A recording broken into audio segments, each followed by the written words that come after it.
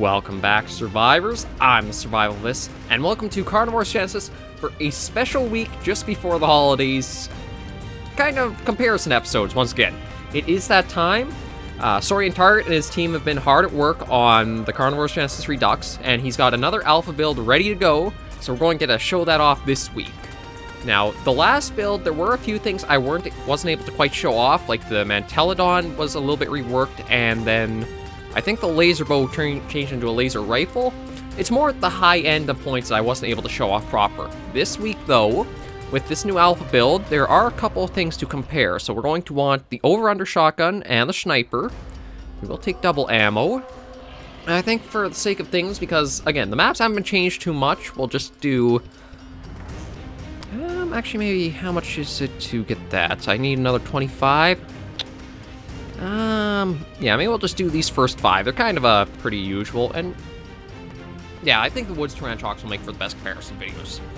So, we're just going to go into a bit of a standard hunt using these two weapons. Come the next video after this, you guys are going to see the remodeled and, well, basically Redux version of the over-under shotgun and the sniper rifle.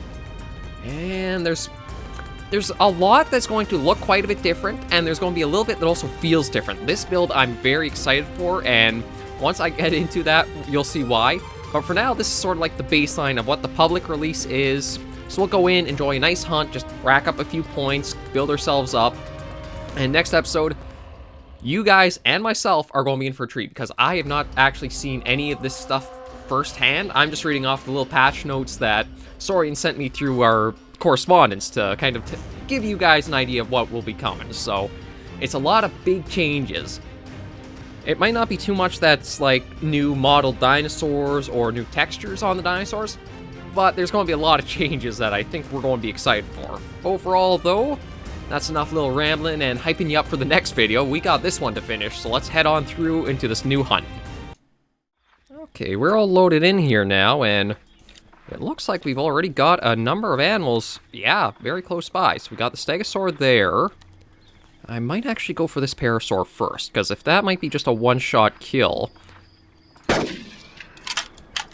Yeah, we'll take that one down, and then go after the stegosaurus next. I was kind of surprised that we actually spawned beside two of our actual, like, huntable animals. Normally our luck's either only that good if it's something that's carnivorous and will quickly kill us, or we don't spawn near anything at all. But with the parasaur taken down, and I am playing on the complete tanked sensitivity, I just, again, figure out what the best sensitivity is for your playstyle and just make the game to your taste. There's no elitism or trying to say I'm the best hunter out there. No, play the game to have as much fun as you want. That's what a game should be, is to give you, well, the goal is mostly to keep yourself entertained and give you a fun escape. Granted, there are a genre of games specifically made to make you angry, but Carnivores is not one of those. But anyway, we got ourselves that parasaur nicely taken down, quick and easy. The stegosaur... Okay, it's probably either gone across the water, or it might be kind of stuck running around circles at the little tip here. Although my guess, probably went across the water. Oh. Was that us who scared that off? Because he is bolting there. We did take a shot of the sniper rifle, but I didn't think that would be enough to really, like, send him going. Oh.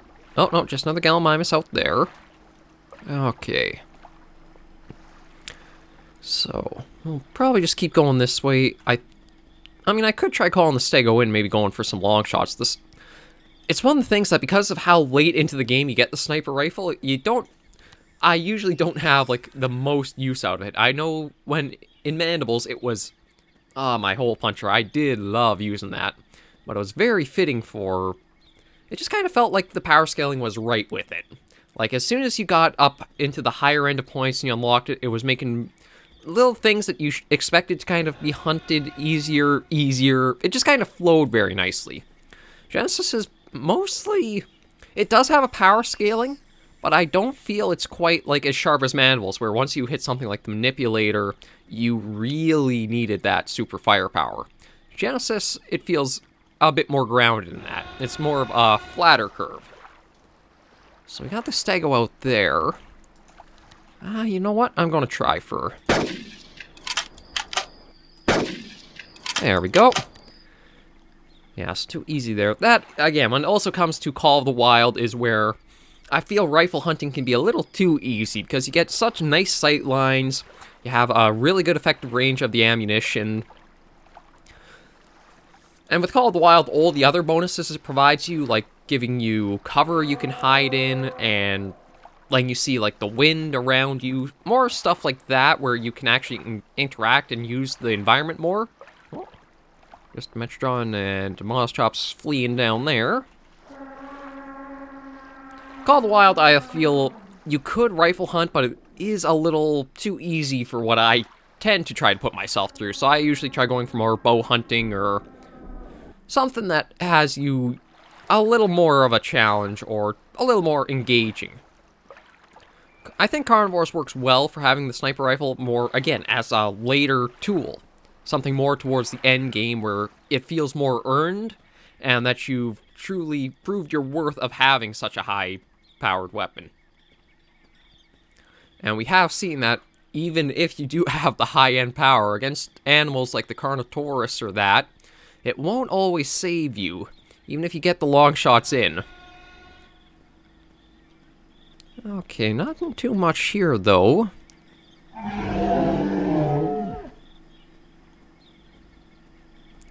Nothing back from that. We've already got a stego. I also forget just how big the maps even are. Like, as much as you'd think we cover quite a bit of ground in that little bit we've walked, you haven't really gone far at all.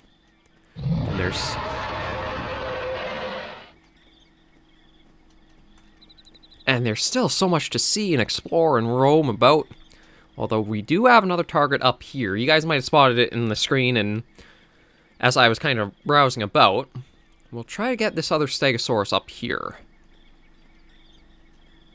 It's just across the way there. Yeah, he hasn't really gotten spooked from us, so we can ease our way a little closer. The wind is thankfully in our favor. And one thing I also do like about setting the sensitivity so low is it doesn't feel like the modifiers are mandatory. I brought this up before, but I will bring it up again, just because I want to try to make Carnivores as approachable as possible, because it's still got, again, tons of mods coming out. There's updates and work being done on mods that are already out. Heck, this video is a prime example with the Redux version that's being worked on for Genesis now. So it's always nice to just try to make it a little more approachable for anybody or everybody who's a little interested to try these out and see. You can actually tune it so it doesn't have to be a super struggle if you're not having... Like, if you're a beginner or, like me, you don't exactly have the skills you think you should have. So we'll just get our way up here. I mean, I do have the over-under, which, depending on how close the Stegosaur is, might be able to try using this on him. Kinda hard to say. Okay, he is a little ways out, so we'll probably just use this for the sake of getting the easy shot. Although that said, it's definitely weaving through the trees quite a bit. Ah, shoot. As I said, weaving through the trees, so we weren't able to get the second shot in. But what we'll do is we'll just let him run for a while and then just kind of track him. We should be able to spot the blood trail. Yeah, there's the first little dots of it. So that should make it pretty easy to follow up on with him. I don't see anything across the way there. So I figure we just do this for around our usual mark of maybe 20 minutes or so, bag what points we can. And then once we have a nice little bit, we'll head back, and then we'll do the Redux version of this exact hunt with the same animal, same weapon roster, and just show off how that progress is coming along. I am also, I gotta admit, kind of hoping a little bit that this helps me bump a little bit from where almost like the channel's hit a sort of roadblock for its growth. I've encountered this before, and if you're a YouTuber, you may have encountered this, or will encounter this if you think about trying to get into stuff like this. It's almost like you hit certain roadblocks in subscriber numbers. Like, for me, I think the first one was around, like, 30 or so. It just would not move for what felt like a week or two, and then it slowly and steadily increased. There's another one about the 70 mark or so. I think 150 was another mark, and now up at 260, we've hit another one. I'm not sure if it's just because there's not, like, too much new viewers or that stumbling across your stuff, or it's just kind of how YouTube operates is it gives you a little bit, and then it stops, and then gives you a little bit, then it stops. It's hard to say how it works. I've just found, though, that there's not too much you can really do aside from just keep trucking on with your content, really. I do have to really thank Saurian Target for the opportunity to be able to collaborate with him on a project like this, and this is something if I keep growing on YouTube as a platform, I'd love to collaborate with other people, like multiplayer games, or even like mod projects or stuff like this, where I can be just a little bit of feedback or input towards helping and trying to give tips however I can in order to help their projects come along. Okay, so now if I was a smarter hunter, I would have followed that blood trail a lot better. However, I, as you guys probably know by now, am not a very smart hunter.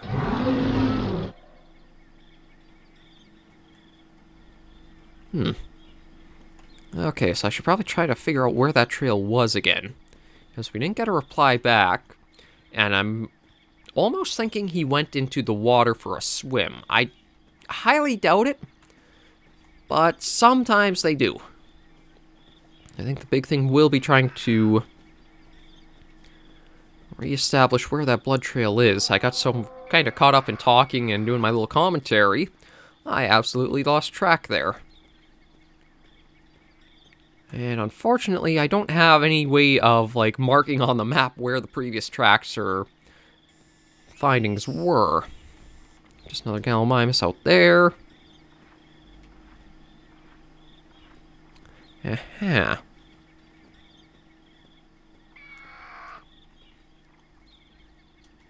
Well, this is quite the tricky situation I planted myself into.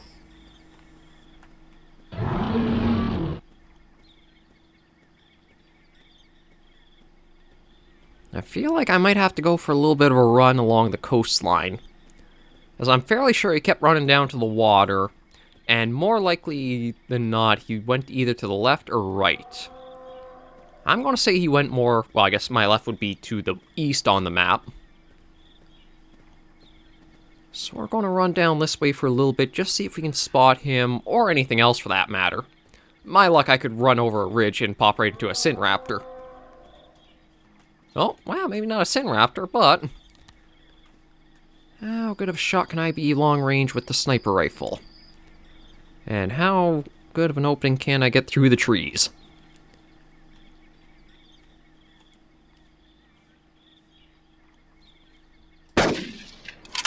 There we go.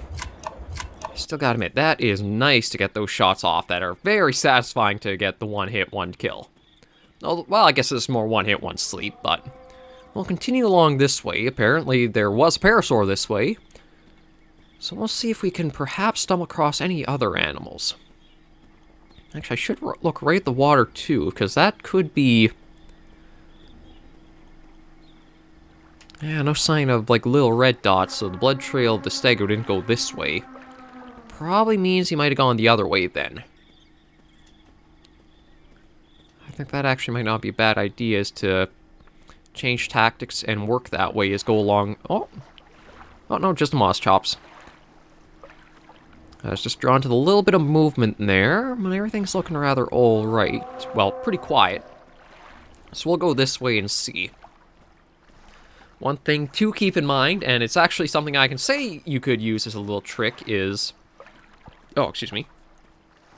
If you do shoot an animal and it does run off on you, but you think it's going towards the beach or water line, just head right to the water and look around on the sand to see if you could see the blood trail from what you hit. It seems like the AI patterning is once it hits water, the animal will kind of like stick right along and follow it. Sort of think almost like a Roomba in a way, or a line detection robot, where it'll kind of maybe try going water, but realizes it can't go that way, so it just kind of like wiggles its way along the edge for a while there. That, of course, only works if the animal does go right to the water, but it's something to try if you have, like, no other clues or direction of where to go. Such as myself right now with the Stegosaur, we managed to get that hit on.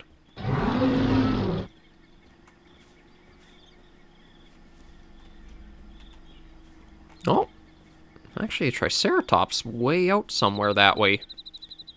Oh, there you are. It's just a little hidden down there, so we'll probably use...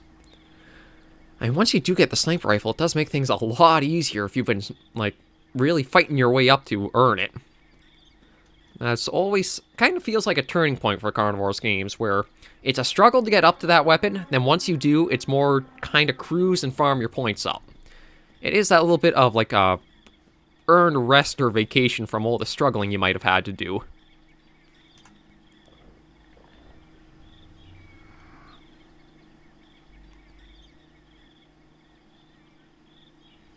I was kind of hoping to try to get up along the back there, because I think the trike is one of the only animals that have Mortal Zone in Genesis. Wow, actually, that is the ambience I'm hearing from them. Didn't think I'd be able to... No, that's it. Kind of...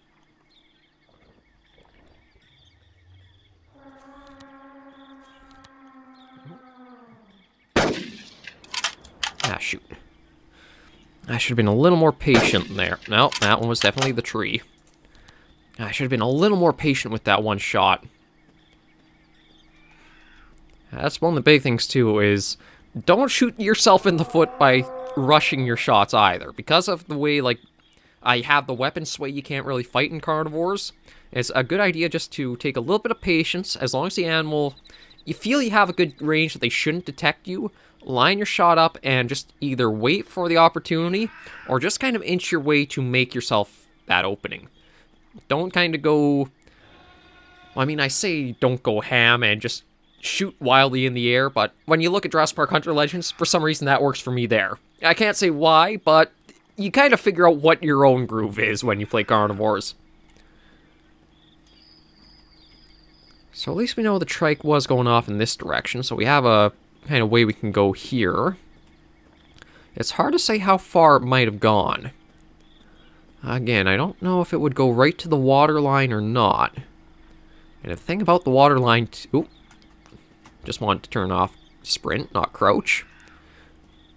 The thing about the water line, too, is there is a bit of a slope, so as much as you don't think there's a lot of room for something to hide, an animal could actually hide down there, and you just won't see it because it's just, again, right at the edge of the water.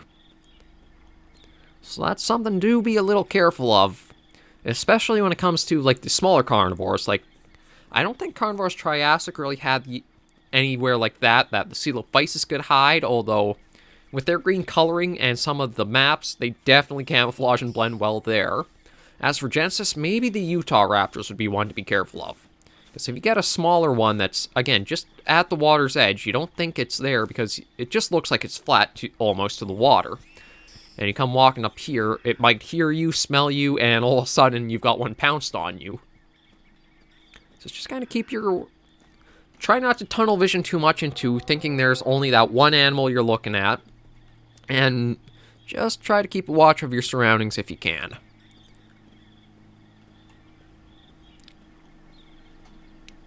For now, though, it does seem like that trike might have run off pretty far.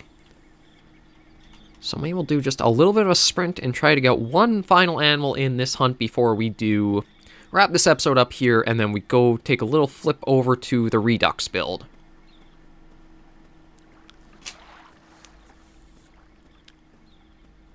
I can't really see anything so far.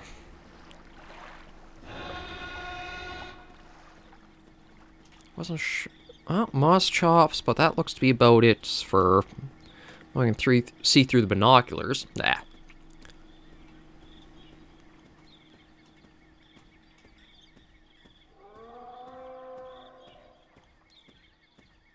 Okay. Yeah, nothing is really...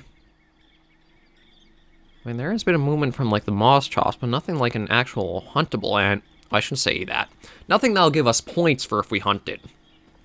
If you want to be mean, you can shoot all the ambient animals you want. It's just that they... At least I don't think they reward you any points. I can't... If they do actually give you points, it has to be only, like, 1 point, if that. I can't see you really gaining anything for shooting the poor little guys just wandering around. Yellowmimus. Hydametrodon.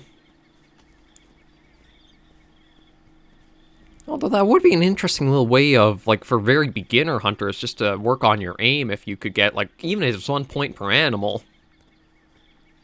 It'd be very slow compared to any other method of hunting, but it does give you a little bit more of a reason to take her easy and just try going after some smaller things. Oh, hello. You might actually be the one that we got the one shot off on. So we got the Stegosaur just up over this ridge. I call a lot of things a ridge, don't I? My apologies for lack of vocabulary when it comes to these things. It's up on the other side of this hill. Let's put it a little more proper and say it is just a hill. So we'll get up to the top here.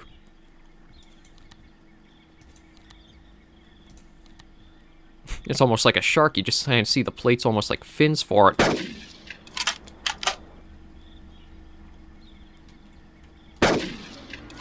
There we go. So that actually was not the Stegosaur that we had spotted first. Or got the one hit on prior. Because that took 2 to take on down. So I'm not sure where that other Stegosaur might have gone off to. Again, I really should have focused more on the blood trail. I was just dumb and let myself kind of get too wrapped up into talking with you guys rather than focusing on where I should have been. There's another nice big Stego taken down for the points. And we'll just get up to the top of this hill. Take a little bit of a look around, but I think we're basically good to wrap things up for this hunt and head on back to the menu. Yeah, I don't think we'd really be able to spot anything too close, but using the sniper rifle, you'll basically make so much noise, I think you'll scare anything else really around you with it, so...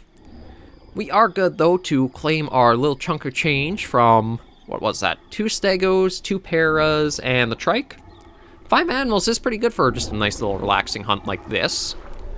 But we'll head on back and see how we're sitting, and then be ready to go to the Redux version.